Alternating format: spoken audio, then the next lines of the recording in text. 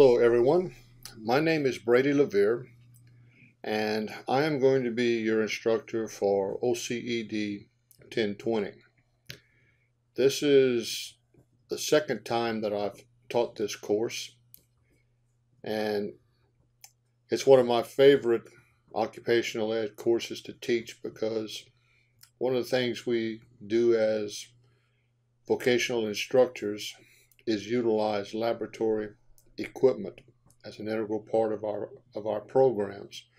And the focus of this course is how to manage our technical education classrooms or labs. So that is a big job for each and every one of us. And the focus of this course is going to help you to do that. One of the things I'd like to do right now is to sort of give you a welcome to the course.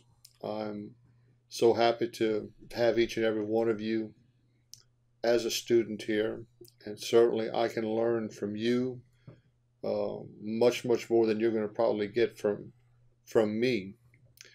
But for those of you who don't know me, I'll go ahead and kind of give you a little background of where I come from and a little bit about my career. My background is in industrial arts. I've got a baccalaureate degree in industrial arts education from LSU.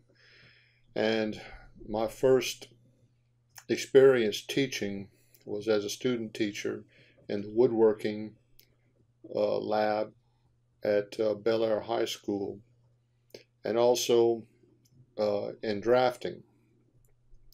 I'm one of these people who really loves to work with their hands, and I just really enjoyed teaching woodworking to ninth graders. And later on, when I graduated, my first job as a teacher was at Baker High School teaching industrial arts, and my courses there were pretty much just ninth grade and high school drafting classes. I had a drafting lab with about 30 stations in it, and we pretty much followed a very traditional industrial arts type of curriculum, where the students were just really there to get a real big overview of drafting to see if they would want to pursue that as a career. And so we were pretty much doing career exploration. About 3 years after I began teaching, I found out that a technical college, or we used to be a trade school back when I took the job here in Crowley, was looking for a drafting instructor. So I applied and got the position. And so I moved from the secondary to the post-secondary level. Now, when I got here at Acadian, my lab was already there, already being used by an advanced drafting instructor, and so I spent my time putting together a basic drafting curriculum for us to implement, like during the fall. I started during the summer, had 3 months to put together a basic drafting curriculum, and then that fall I began to teach my section of drafting. Did that for about 4 years. Then in the mid 80s, when the trade schools got some severe budget cuts, I was laid off with about I guess about 4 or 5 other instructors there at Acadian. And so I went to LSU and was hired as a graduate teaching assistant to be able to teach a little bit and also work on my doctorate degree in vocational education. while I was there, I taught a um, estimating course, which really did not involve a whole lot of lab work, but I did have a lab or lab/classroom there at LSU that students could stretch out plans where they could do their estimating and takeoff work on a set of plans that we were able to provide them for their projects. Once I graduated, um, I went back to the public schools, taught a little bit of woodworking at one high school, and then was hired by Struma High School uh, as an industrial arts teacher. And I taught a new course that was a physics course called Principles of Technology. In that particular situation, we were taking a regular classroom, putting a bunch of tables in it, some portable tables, and then using some modularized lab equipment, uh, lecturing on physics, and then doing physics experiments, sort of like a traditional chemistry, biology kind of lab kind of situation. Did that for a number of years, and then had an opportunity to come back to Acadian as a developmental education teacher, and here I am now. And so, as I teach developmental education, I do have a lab, but it's a computer lab. I have 20 PCs, all lined up in rows, and it's really takes quite a bit of my time keeping those PCs up and running, and so managing a lab is just part of the role of being a vocational technical teacher. And I think you all will also have a whole lot of experiences to share with me as we go through this course. So that's enough about myself. But nevertheless, one of the things that you're going to need in this class is a textbook, and you'll see from the graphic down to the side there, you'll see a picture of it. I'm going to go ahead and hold up my copy of the book here in front of the camera. I wasn't able to really get a very good copy of the graphic from the internet, from the publisher, or really any of the other sites that I was able to find the book on. But you're looking at about $20, $25, no more than that for the book. I've heard a few people get it for less than $15. So shop around, and you should be able to get a pretty good deal for the textbook. Got some really, really good stuff in it that I think that this one may be one book that you'd like to hold on to after the course is over. I guess I could say a couple of things about how the class is going to work.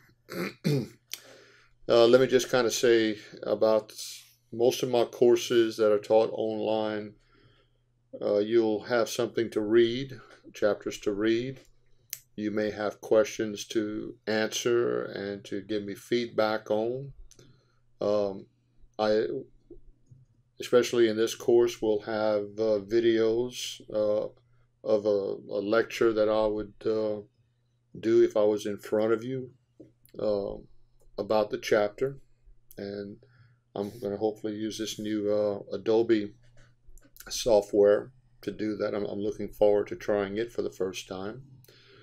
And then you'll have a test on the material, and then perhaps an assignment to do.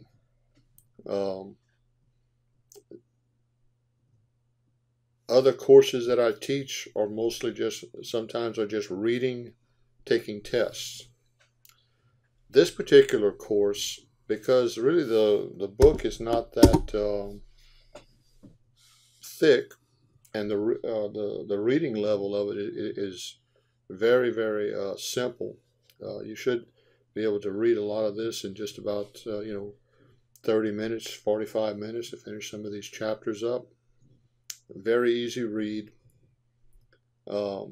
This course is going to be more of a hands-on course. You're going to see more outside assignments. The assignments that I'm going to give you are focused on your lab or your classroom, looking at all kinds of aspects of your classroom. How safe is it? What does the lighting look like? What's the environment that you're dealing with? How do you deal with broken and obsolete equipment? How do you maintain your equipment? How do you maintain your lab? How much do you use it? We're going to be looking at just these and many, many other aspects of the vocational education lab. And so I'll have specific assignments for you to do that's going to answer those questions and make you look at your lab under, I guess, a proverbial microscope to see what you can do to improve it. Because when it's all said and done, what we want our labs to do is to help our students learn. No more, no less. We want them to learn. Now, obviously, we do want them to do that in a very safe and secure environment. But that's what our labs are there for. So be looking in every chapter for some type of assignment that you'll be asked to complete. And you'll be graded on those. And they'll be sort of laid out in the syllabus, and certainly in the blocks of the Jewel or Moodle course. And so that's pretty much all I've got for tonight. Again, welcome to the course. I look forward to working with each and every one of you. Those of you that I have met personally, I've told you that. Those of you that I have not met and may not meet till maybe this March at the LCTCS conference. And those of you who may be secondary instructors, we may meet at other functions. If I'm there and you recognize me, come up and introduce yourself, because I really like to get to know my students face to face. And of course, this delivery system for the course kind of limits that, but it's the best delivery system that we can come up with right now to meet the needs of a whole lot of people. And let's face it, at right now, $3.17, $3.19 for a gallon of gas, driving back and forth to Baton Rouge, one maybe 2 nights a week, would really be cost prohibitive for a whole lot of people. And so with that, I will go ahead and end this video, and I will go ahead and bid you all good night.